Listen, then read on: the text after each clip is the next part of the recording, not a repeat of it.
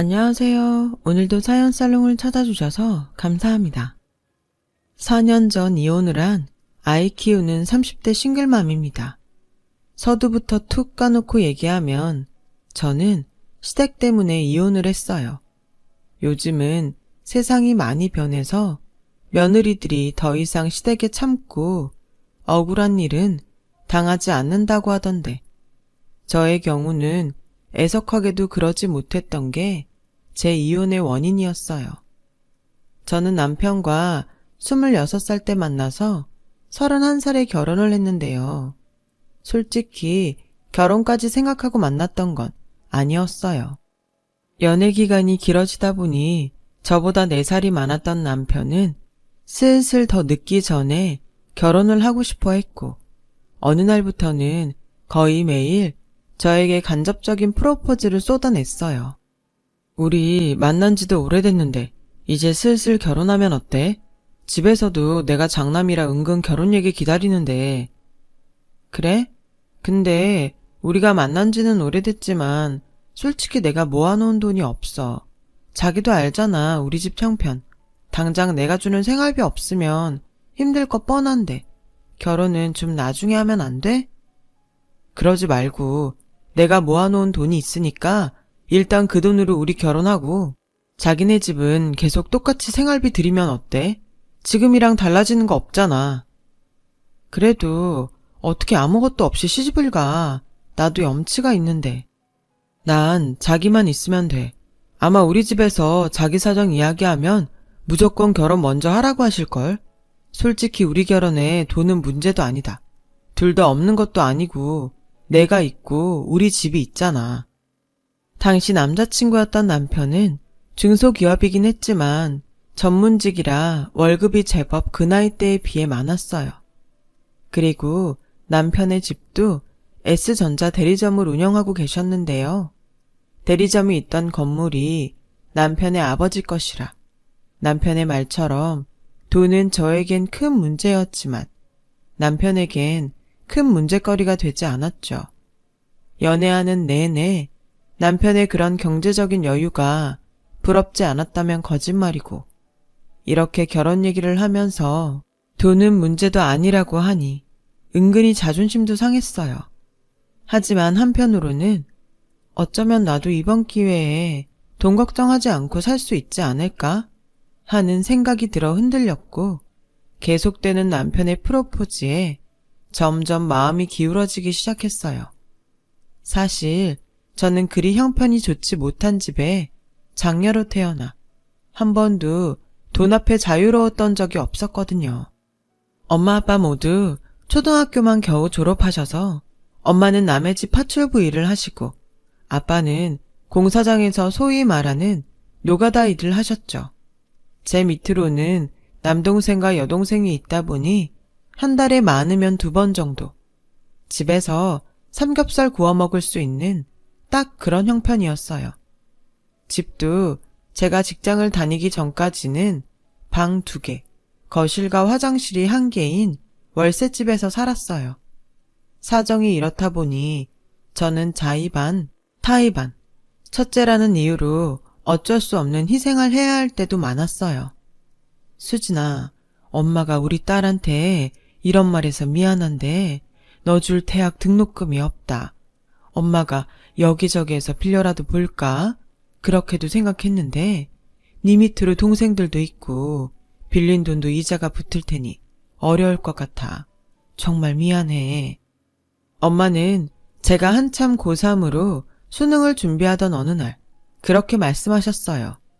내심 집에서 대학을 포기하라는 말이 나오지 않을까 하는 불안은 있었지만 이게 정말 현실로 다가오니까 엄마 마음을 모르는 건 아닌데도 서러워서 눈물이 쏟아졌던 기억이 지금도 생생해요. 그래서 저는 엄마한테 대학은 내가 알아서 갈 테니 미안해하지 말라고 애써 어른스럽게 말을 했고 등록금 때문에 1년 재수를 하며 돈을 모아 엄마한테 말했듯 제 힘으로 대학에 들어갔어요. 대학 입학할 때는 정말 모든 것을 다 이룬 듯 기뻤는데 저는 또다시 그 등록금 때문에 대학을 다니는 동안에도 휴학과 복학을 반복하며 살았고, 제 손으로 매달 돈을 벌게 되었을 때도 제 가슴 속엔 언제나 돈은 애증의 존재였어요. 차마 돈을 버는데 집에 한 푼도 주지 않을 수도 없고, 여동생은 진작에 공부에는 뜻이 없다며 자기 하고 싶은 일을 찾아 하는데, 남동생은 공부를 제법 잘해서 또 그걸 외면할 수는 없더라고요. 그래도 제가 큰 누나잖아요.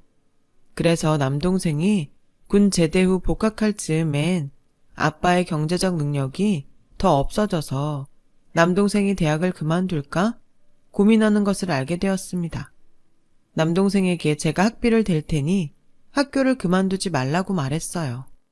물론 중간에 힘이 들어 남동생 이름으로 학자금 대출을 받긴 했지만 약속대로 그 대출금 상환은 제가 다 해결했어요. 그리고 남동생이 대학을 졸업할 즈음 저는 우연한 계기로 남편을 만나게 되었죠. 서로 마음이 통해 사귀게 되면서 지금의 결혼까지 흘러왔던 거였어요. 남편과 5년의 연애를 하는 동안 20대는 다 지나갔고, 연애가 길어지다 보니 제 주변에서는 당연히 남편과 제가 결혼할 거라고 생각하는 눈치였는데, 그거 아세요? 연애하는 사이에도 서열이 있다는 거. 물론 누가 정하거나 그런 건 아니지만 주머니 사정이 넉넉하지 않았던 저는 은근 남편에게 끌려다니는 연애를 했어요. 그런데 이 상태로 결혼을 하면 부부가 되어서도 제가 심적으로 끌려다닐 것 같은 생각이 들어서 남편이 결혼하자는 말에 돈도 돈이지만 그런 이유에서도 답을 하지 못했었죠. 하지만 한 달 뒤 저에겐 한순간에 마음을 바꿔놓게 된 계기가 생겼어요. 남편이 자기 집에 그냥 인사만 와서 밥만 먹고 가라는 말에서 시작되었죠.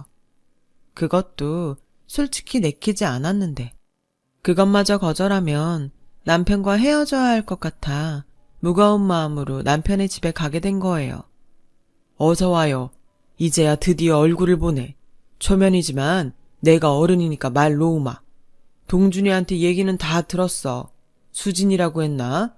우린 수진이한테 크게 뭘 바라지는 않아. 혼순이 예단이니 다 필요 없으니까 그냥 몸만 와. 여보, 초면에 뭐가 그렇게 급해요? 어차피 이 말 하려고 불렀는데 뭘 뜸을 들여? 그래도 아직 밥도 안 먹었잖아요. 이제 먹으면 되지. 할 얘기가 있는데 답답해서 밥이 목구멍에 넘어가? 내가 못 살아. 미안해요, 초면에. 이 사람이 이렇게 성질이 급해요. 이해해요. 네, 괜찮습니다. 거봐, 괜찮다잖아. 그리고 이제 우리 집 며느리 될 사람인데 당신도 말 놔. 그래야 빨리 친해지지. 난 아까 말했듯 혼수 예물 다 필요 없다. 그냥 빨리 결혼해서 얼른 손주만 낳아. 그럼 돼. 내가 신혼집은 미리 준비해 뒀으니까 말 나온 김에 빨리 밥 먹고 신혼집 보러 갈까? 어찌나 숨이 넘어가는지 예비 시어머니 말처럼 예비 시아버지는 성질이 급해도 보통 급한 게 아니었어요. 저는 밥이 어디로 넘어가는지 맛이 어떤지 모를 지경이었어요. 밥을 다 먹은 후에는 소화도 되기 전에 그대로 당신이 미리 장만해놨다는 30평대 신축 빌라로 저랑 남편을 데리고 가셨어요. 어떠냐? 아파트는 아니라 실망했는지 모르겠지만 동네도 괜찮고 평수도 넓으니 니들 애기 낳아도 이사 걱정 없이 편하게 살 수 있을 거다. 이 근처 어린이집이랑 초등학교도 가까이 있어. 그중에 가장 마음에 드는 게 우리 집이랑 걸어서 5분이라는 거. 자고로 가족은 자주 보고 서로 부딪히면서 살아야 정이 들거든. 속전속결. 예비 시아버지는 그 말이 딱 어울리게 모든 것을 계획하셨어요. 이런 준비까지 싹 다 마쳤다는 듯 자랑스럽게 말씀하셨죠. 솔직히 시댁과 가까운 것 빼고는 집도 새 건물이고 동네도 좋아서 대놓고 표현하진 못했지만 마음에 들더라고요. 아버지, 너무 급해요. 일단 다 알겠는데 조금만 기다려주세요. 이 사람도 생각할 시간을 줘야죠. 뭔 시간을 더 줘? 니네 5년 만났다며. 난 네 엄마랑 만나서 결혼하는데 5개월도 안 걸렸어. 이렇게 다 주고 다 괜찮다고 하는 시댁이 어딨냐? 나는 진짜 수진이 하나만 오면 된다니까. 남편은 성질 급한 자기 아버지 때문에 제가 더 부담을 느낄까봐 전전긍긍하는 눈치였어요. 그런데요, 저는 그 순간 이 집 며느리가 되고 싶다는 생각을 했어요. 솔직히 가진 거 많은 집인데 다른 조건 하나도 보지 않고 저 하나만 오면 된다는 예비 시아버지의 말이 그렇게 감동일 수 없었거든요. 그래서 성질 급한 시아버지의 뜻에 따라 결혼을 결심하고 3개월 만에 결혼식을 올리게 됐어요. 너무 속전속결로 진행하는 결혼이라 해프닝 하나가 벌어졌었어요. 제가 속도 위반, 혼전 임신을 해서 결혼을 빨리 서둘렀다는 소문이 돌았더라고요. 그걸 해명해야 하는데 시아버지 바람대로 허니문 베이비가 생기는 바람에 꼼짝없이 속도 위반 결혼을 한 여자가 되고 말았고, 비록 소문을 해명할 수는 없었지만 이제 나도 돈 걱정하지 않고 나를 좋아해주는 남편과 시댁 식구들과 행복하게 살리만 남았다는 것에 그런 건 별로 신경이 쓰이지 않았어요. 하지만 곧 저의 이런 바램은 깨지기 시작했어요. 그 시작은 남편의 바로 아랫동생인 도련님이 결혼하면서부터였어요. 저희 동서가 될 여자의 직업이 의사라는 것과 동선의 집안이 의사 집안이라는 것이 저와 차이가 나도 한참 차이가 났거든요. 어머, 어서 와요. 대환영이에요. 우리 집에 의사 선생님 며느리가 생기다니. 실제로 보니 참하고 어디 빠지는 구석이 없구만. 글쎄, 옆에 박 사장이 내가 의사 며느리 본다고 하니까 배가 아파가지고 나랑 오늘 점심도 안 먹더라고요. 솔직히 집안에 의사는 한 명 있었으면 좋겠다고 생각했는데 그게 딱 우리 며느님이시네. 당신도 그 생각했어요? 나도 솔직히 나이 먹고 병원 다닐 일이 많아지니까 그런 생각했었어요. 우리 이러지 말고 오늘은 나가서 밥 먹어요. 큰애야, 네가 알아서 좋은 식당에 자리 있는지 전화해봐라. 전화는 무슨, 전화할 시간에 얼른 가면 되지. 오늘은 내가 쏠 테니까 우리 의사 며느리 좋아하는 거 다 시켜 먹어. 아니에요. 제가 사드려야죠. 두 분 좋아하시는 걸로 제가 대접하겠습니다. 아니지. 그건 순서상 아니야. 일단은 내가 먼저 사고 그 뒤부터는 우리 며느님이 쭉 사는 걸로 하자고. 뭐해? 나서지 않고. 시부모님, 특히 시아버지가 얼마나 좋아하시는지. 먼저 시집 온 저는 은근히 비교되는 기분이라 괜히 그 자리에 낀다는 것이 내키지 않았어요. 그래서 제가 먼저 남편에게 슬쩍 우린 빠질까? 그래야 서로 편하게 이야기 나누실 것 같은데 라고 말을 꺼냈고, 그 말을 또 언제 들으셨는지 시아버지는 얼굴에 화색을 띠며 그럴래? 안 그래도 이야기가 길어질 것 같고 했는데 잘 생각했다. 오늘은 니들 날이 아니니까 빠지고 다음에 먹자. 이러시는 거예요. 제가 알아서 가지 않으려고 했는데 빠지라고 하는 소리를 들으니까 어쩐지 마음이 좋지 않았어요. 게다가 할아버지의 말에 서운했는지 딸아이가 나도 따라가서 맛있는 거 먹고 싶었는데 라고 말을 하는 걸 보니 한순간에 제가 동서한테 밀려 찬밥이 된 기분이 들더라고요. 그 후 도련님과 동서도 시아버지의 진두지휘 아래 속전속결로 결혼을 진행하게 되었는데 남편을 통해 마음에 걸리는 이야기를 듣게 되었어요. 동훈의 신혼집 있잖아. 엄마가 그러는데 반반씩 돈 대서 명의도 공동명의 한다고 하더라. 동우야, 어차피 돈 없어서 아버지가 대주시는 거지만 벌써부터 며느리가 돈 보탠다고 아주 좋아 죽으셔. 아, 그놈의 돈.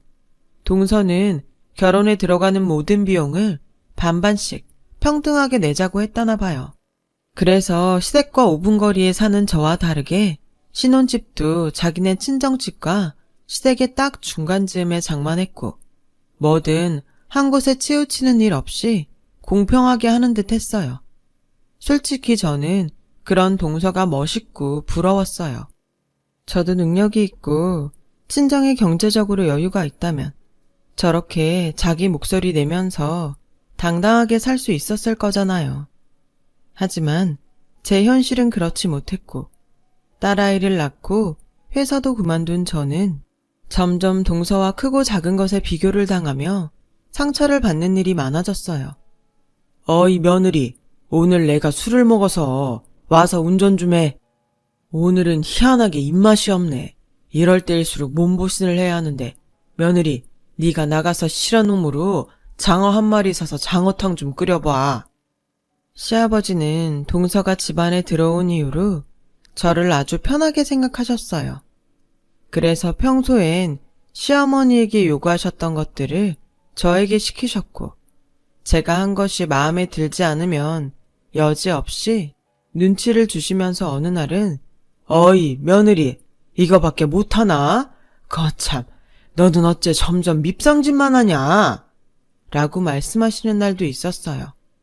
바라는 거 하나도 없고 그냥 저만 오면 된다고 하시던 시아버지였는데 이젠 잘난 며느리가 들어와서 더는 제가 필요 없다는 듯 시아버지는 행동도 말도 막 하시기 시작하셨어요. 급기야 그의 어버이날엔 기어코 사단이 나고 말았어요. 어머님 아버님 이거 어버이날 선물이요. 그리고 이건 용돈이고요. 어머 이게 다 뭐니? 우리 의사며느님 뭘 이렇게 신경을 다 썼냐? 어디 보자. 우리 의사며느님 배포는 얼마나 되나? 저는 순간 제가 받는 돈도 아닌데 얼마나 긴장했는지 몰라요. 이미 동서가 내민 선물 포장은 제가 아는 명품들이었고 그에 비해 저는 동네에서 파는 카네이션 꽃바구니와 봉투에 각각 20만 원씩 그것도 사실은 동서도 있고 해서 작년보다 더 넣은 거였거든요. 동서가 준비한 용돈이 차이가 나면 제 입장이 곤란했죠. 하지만 어째 불길한 예감은 빗나가지 않았어요. 이게 다 얼마야? 50씩 100만 원밖에 안 돼요. 사실 마음은 더 드리고 싶었는데 그 정도밖에 넣지 못했어요. 역시 의사며느님은 배포가 크다 커. 이 선물은 그 뭐냐 루이머시기 똥 아니냐? 네, 지난번에 보니까 아버님 변변한 지갑도 없으신 것 같아서 하나 샀어요. 어머님도 풀어보세요. 나까지? 어머, 이게 뭐야? 스카프네. 곱다. 촉감도 너무 좋고. 이것도 명품이지? 아이고, 이번 어버이날은 명품 풍년이네. 소박해요. 형님은 뭐 준비하셨어요? 설마 촌스럽게 카네이션 뭐 이런 거 아니죠? 순간 어찌나 얼굴이 화끈거리는지 쥐구멍이 있다면 당장이라도 숨고 싶은 심정이었어요. 그런데 그 순간 저 못지않게 표정이 난처해 보이는 남편의 얼굴이 보이더라고요. 제가 미안할 부분은 아니었는데 순간 저는 괜히 남편에게 미안하다는 생각이 들었어요. 그래서 저는 그 자리가 많이 불편했죠. 기어코 시아버지는 하지 말아야 할 말로 저에게 상처를 주셨어요. 어이, 첫째 며느리, 이거 보이냐? 네가 봐도 좋지. 명품이라서가 아니라 이 얼마나 실용적이냐. 난 어버이날이라고 저런 꽃 같은 거 하나도 필요 없다. 너도 앞으로는 네 동서를 본받아서 실용적으로 살아라. 꼭 없는 애들은 이렇게 표가 난다니까. 이래서 다들 며느리 잘 보려고 그렇게 노력을 하나 봐. 당신은 무슨 말을 또 그렇게 해요. 큰애야, 나는 꽃 좋아한다. 좋긴 개뿔. 저거 좀 있으면 금방 시들어. 쓰레기통에 돈 버리는 짓이랑 같은 거야, 이 사람이. 그리고 솔직히 당신도 저런 꽃 나부랭이보다는 그 스카프가 더 좋잖아. 사람이 솔직해야지.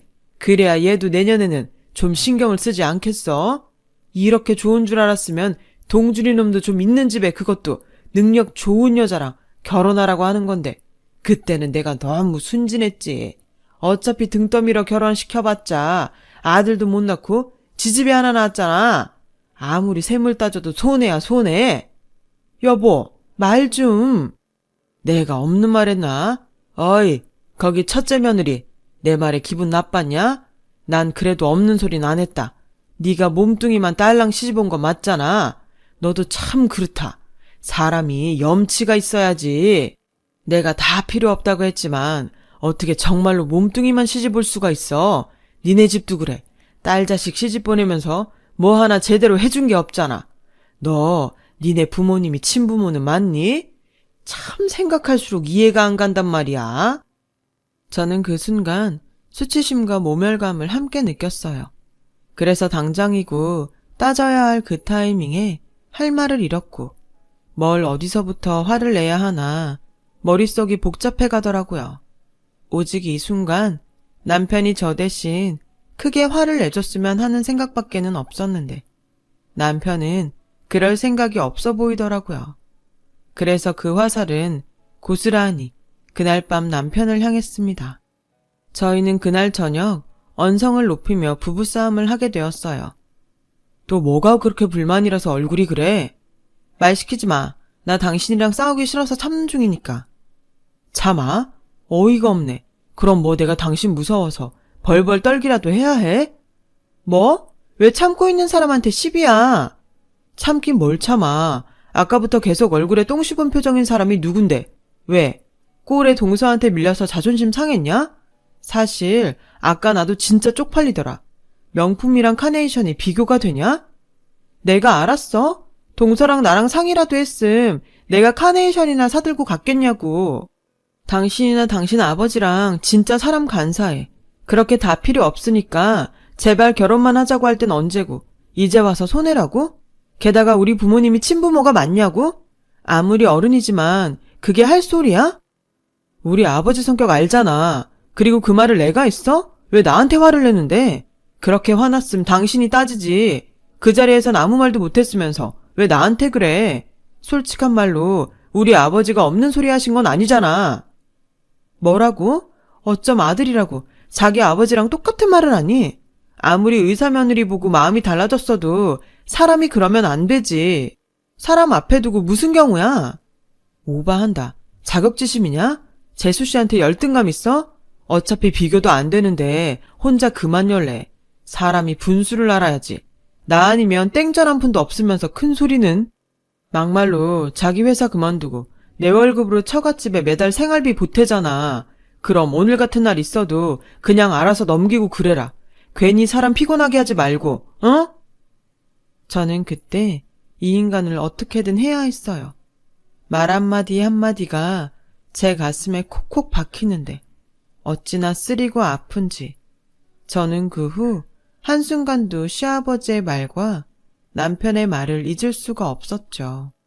언젠가는 이 서름을 꼭 갚으리라 다짐하고 또 다짐했어요.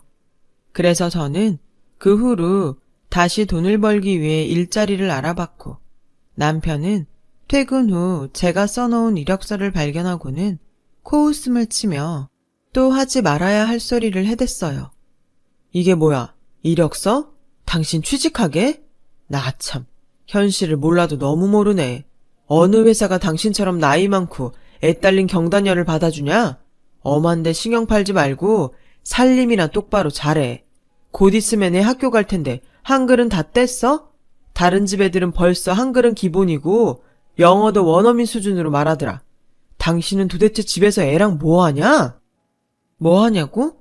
그럼 당신은 애한테 뭘 해줬어? 밖에 나가 돈 번다는 이유로 나한테 다 밀어놓고 지금 책임 전가하는 거니? 내가 왜 취직을 하려고 하는 줄 알아? 당신이랑 당신 아버지가 무시하니까. 그래서 나도 돈 벌려고 이러는 거야. 살림하고 애 잘 키운다고 당신네들이 나 무시 안 하겠어? 한글? 영어? 난 그런 것보다 인성을 가르칠 거야. 해도 되는 거랑 하면 안 되는 거. 또 시작이지. 그놈의 열등감. 재수씨 봐라. 사람이 얼마나 여유있고 멋지냐? 동우 이번 생일에 지 와이프한테 명품 시계 받았대.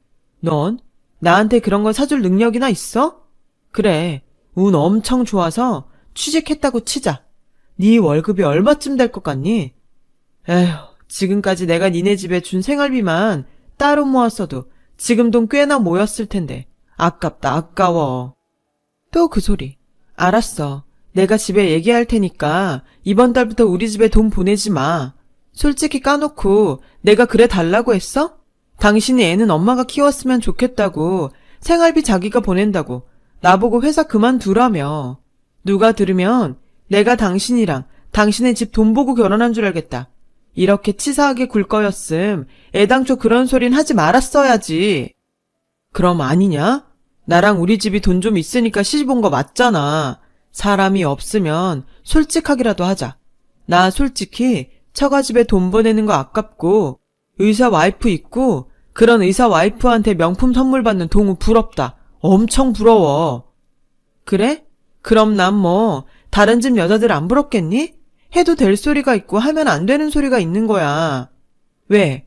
지금이라도 이혼하고 동서 같은 여자랑 재혼해. 그럼 되겠네. 꼴의 큰 소리는. 그래, 나야 못할 거 없지. 아쉬울 것도 없고 이혼해. 그때였어요. 갑자기 집 비밀번호 누르는 소리가 들리더니 시아버님이 짐가방을 들고 저희 집으로 오셨더라고요. 니들 싸우냐? 어째 여자 목소리가 문 밖까지 들려? 아버지, 이 시간에 무슨 일로 오셨어요? 그리고 그 가방은 뭐예요? 나, 네 엄마랑 싸웠다. 여편네가 나이를 먹더니 잔소리만 늘어. 그래서 당분간은 여기서 지낼 거야. 어차피 여기가 가게랑도 가까워서 더 편할 것 같고. 아버님, 아무리 그렇다고 하셔도 이렇게 연락도 없이 오시고 번호는 또 어떻게 하셨어요? 예, 지금 무슨 말을 하는 거니? 이 집 누가 샀냐? 번호? 내가 산 내 집인데 내가 번호를 모를 것 같니? 억울하면 네가 시집 올 때 집 사오지 그랬냐? 땡전 한 푼 없이 시집 온 게 어디서 집주인 행세를 하려고 들어? 저는 그 순간 알았어요. 이 일은 잘 수습하고 넘어간다고 해결될 일이 아니라는 것을요. 어차피 남편이랑 이혼 얘기도 오고 갔고 감정도 상할 대로 상해 저는 더는 이런 대우를 받고 살지 말자고 생각했어요. 아버님, 저 아버님 말대로 땡전 한 푼 없이 시집 왔어요. 그런데요, 저 아버님 말만 믿고 결혼했다가 지금 이 모양 이 꼴이에요. 그때 저한테 뭐라고 하셨어요? 혼수 예단 다 필요 없다고, 저 하나만 시집 오면 된다고 하셨죠? 제가 잘못이 있다면 그 말을 곧이곧대로 믿고 결혼한 것밖에 없어요. 그게 이렇게 큰 잘못이라면 저 미련 없이 이 사람이랑 이혼할게요. 아버님 원하시는 며느리 다시 얻으셔서 행복하게 사세요. 아이고, 누가 무서워할 줄 아냐.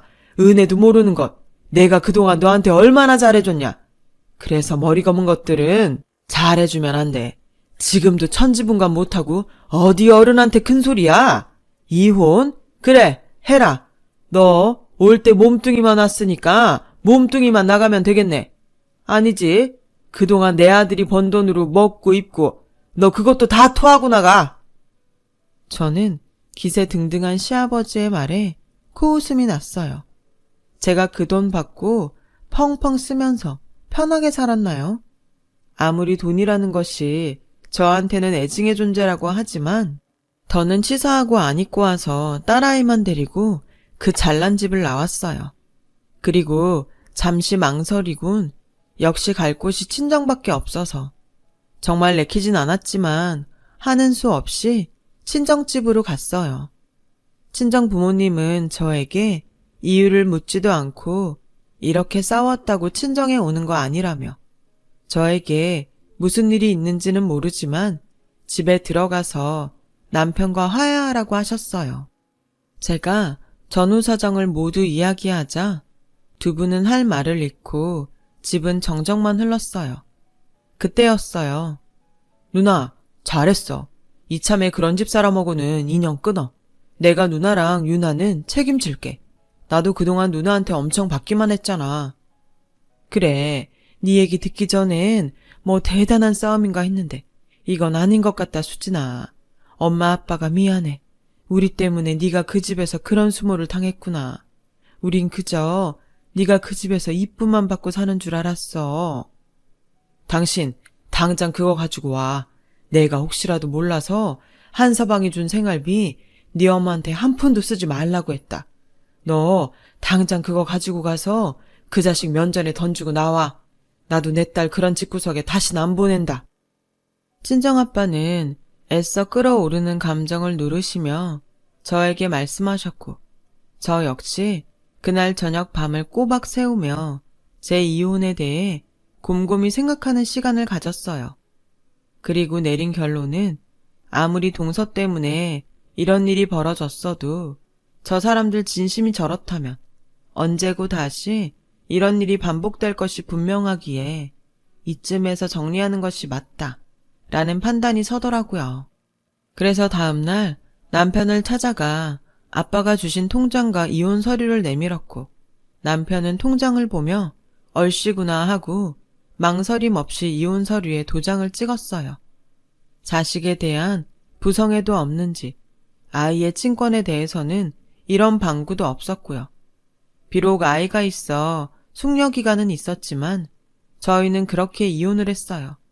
그리고 그 후부터 저는 새로운 제 인생을 위해 취업에 도움이 될 만한 자격증을 따는 등 살기 위해 노력했고, 그 노력의 끝에 드디어 새 직장을 얻을 수 있게 됐죠. 그리고 한 달 뒤, 첫 월급이 나온 그날, 액수를 떠나 통장에 찍힌 월급을 보고 어찌나 울었는지. 저는 다시 제 힘으로 제 인생을 살 수 있다는 기쁨에 그날은 돈이라는 것이 애증이 아닌 감사한 존재로 느껴졌어요. 제가 그렇게 마음을 좋게 고쳐먹은 덕일까요? 저희 이혼 후 저희 집은 운이라는 것이 정말로 있는지, 동생이 몇 년 전 대학 동기들을 모아 작게 차린 건설회사가 점점 성과를 내기 시작했어요. 공사 규모가 점점 커지면서 현장 경험이 많은 아빠까지 동생의 회사에 합류해 동생의 회사는 설립 5년 만에 그 규모가 상당히 커지게 되었어요. 저희 아빠가 배움은 짧았어도 설계면 설계, 설비면 설비, 그쪽에서도 기술이 아깝다고 칭찬이 자자하셨거든요. 나이를 드시고 체력이 안 되셔서 예전 같지 않으셨지만 그 노하우는 동생의 회사에 큰 도움이 되었다고 했어요. 그 덕에 저희 집은 전에 없던 풍족함을 찾았습니다. 엄마는 꿈에서나 바라던 2층짜리 전원주택으로 이사를 하게 되어 그날 얼마나 감동해서 우셨는지 몰라요. 그리고 항상 허름한 작업복만 입으셨던 아빠는 이젠 말끔한 차림으로 외제차를 끌고 출퇴근을 하시게 되었어요. 정말이지 이 행복이 절대 깨지지 않았으면 하는 마음이 절로 생기더라고요. 그래서 저는 저희 집에 이런 큰 행복을 가져다 준 동생이 너무나 고마웠죠. 어디서 저런 복덩이 같은 동생이 우리 집에 태어났나 감사한 마음까지 들 정도였어요. 그러던 어느 날 동생이 저에게 선물이라며 명품 가방이 든 쇼핑백을 가지고 제 방에 들어왔어요. 누나, 선물.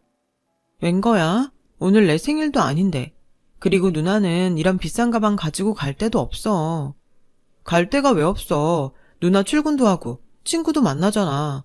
언젠가는 누나한테 이런 명품 가방 꼭 사주고 싶었어. 내가 누구 덕에 공부하고 여기까지 왔는데 누나는 내 인생의 은인이야. 무슨 우리가 남인가? 요즘 남보다 못한 형제가 얼마나 많은데 난 두고두고 누나한테 갚고 살 거야. 그래서 회사도 차린 거고 더 성공해서 매형 같은 쓰레기한테 누나가 복수할 수 있도록 엄청 행복하게 해줄 거야. 제가 낳은 아들도 아닌데 저는 그날 동생의 말이 너무 고마워 펑펑 울었어요. 솔직히 동생 학비 대면서 힘들 때면 내가 왜 내 학비도 아닌데 이런 일을 자처했나 후회하는 순간도 있었거든요. 하지만 동생은 그걸 평생의 은혜로 알고 이렇게나 보답해주니 오히려 제가 더 고맙고 미안했죠. 그래서 이 고마움을 다른 사람들한테 자랑이라도 하고 싶어서 메신저 프로필 사진에 동생이 준 가방을 들고 있는 사진을 찍어서 올렸어요. 그러자 며칠 후 그 사진은 뜻밖의 저에겐 복수의 기회를 가져다 주었어요. 다신 엮이고 싶지 않다고 생각한 전 남편이 연락을 해왔거든요. 잘 지내? 요즘 좋아 보인다. 무슨 일이야? 우리가 안부 묻고 그럴 사이는 아니잖아. 나 반성 많이 했어. 나한테 기회를 한 번 더 주면 안 돼? 우리 유나 장래를 생각해서라도. 이혼할 때는 생각도 하지 않던 애를 여기에 왜 갖다 붙여? 지금 우리 유나 당신이랑 살 때보다 훨씬 더 행복하거든? 그러지 말고 나 한 번만 용서해줘. 당신 친구한테 들었는데 요즘 당신네 집 잘 산다며? 처남 사업이 아주 잘 돼서 당신도 다시 일하고. 역시 사람 일은 모르나 봐. 그럼 그렇지. 당신 이제 와서 내가 좀 있는 것 같으니까 반성이니 뭐니 하면서 수작 부리니? 끊어. 나 일해야 해. 끊지 마. 저기 진짜 미안한데 우리 집이 지금 좀 많이 힘들거든. 아버지가 사기를 당하시는 바람에. 그래서 당신이 좀 도와주면 안 될까?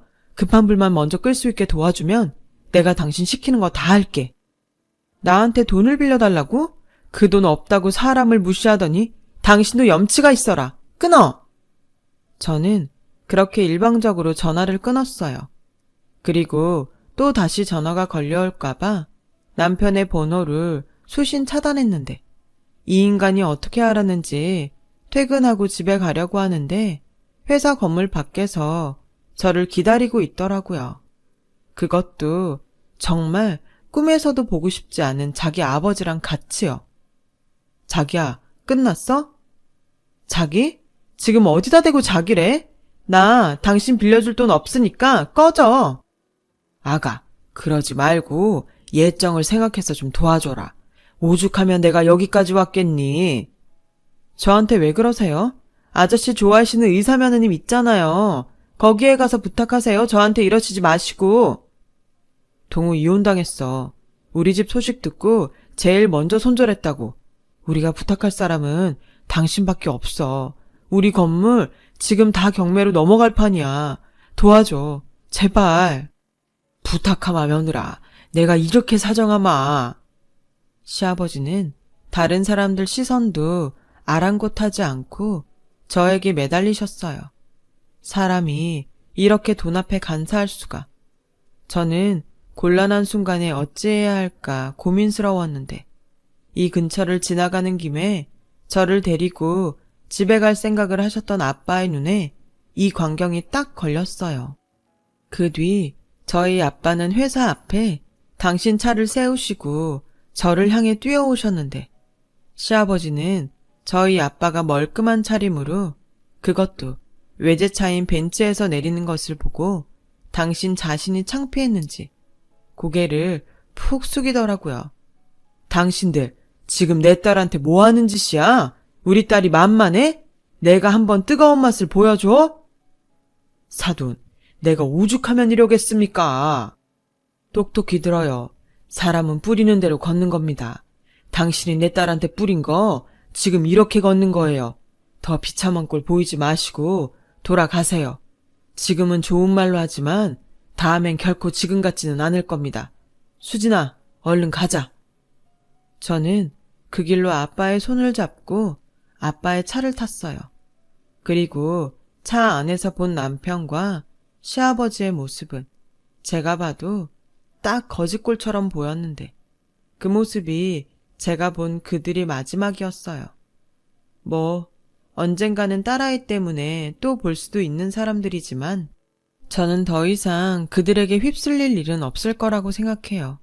그리고 그 일을 겪고 다시금 깨달은 것이 있다면 사람은 언제 어떻게 될지 모르기에 내가 나이가 더 들어도 젊은 사람 괄시하지 않고 언제나 최선을 다하며 겸손하게 살아야 한다는 것을 새삼 느끼게 되었어요. 인생을 초심의 마음으로 감사함과 고마움으로 살자고 제 자신과 약속했어요. 그리고 이 교훈은 제 아이한테도 고스란히 가르쳐 아이가 물질적인 행복이 아닌 마음으로 느낄 수 있는 행복한 삶을 살 수 있도록 엄마로서 좋은 본보기가 되려고 합니다. 지금까지 저의 긴 이야기 들어주셔서 감사해요. 들어주신 모든 분들 고맙다고 많이 이야기할 수 있는 매일이 되시길 바라겠습니다. 여러분, 사연 댓글에 응원과 현명한 조언 부탁드려요. 좋아요와 구독은 저에게 큰 힘이 됩니다. 오늘도 좋은 일 가득하세요.